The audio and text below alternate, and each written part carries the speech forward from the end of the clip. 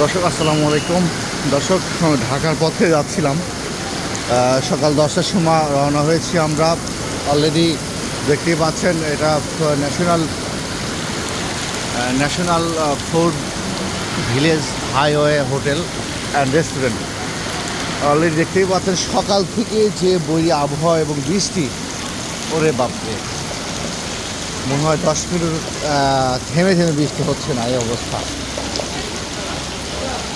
খুবই খারাপ অবস্থা, বৃষ্টি মানে এমনিতে যাতায়াত করাও কঠিন হয়ে যাচ্ছে আসলে এই পরিস্থিতিতে।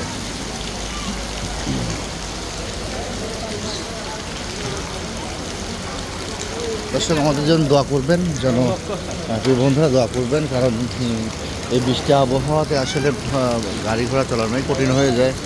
আমরা পাবনা এক্সপ্রেস থেকে ঢাকাতে রওনা হয়েছি আমার বাবাকে নিয়ে। এই অবস্থা, যাই হোক, দোয়া করুন সবাই, ধন্যবাদ।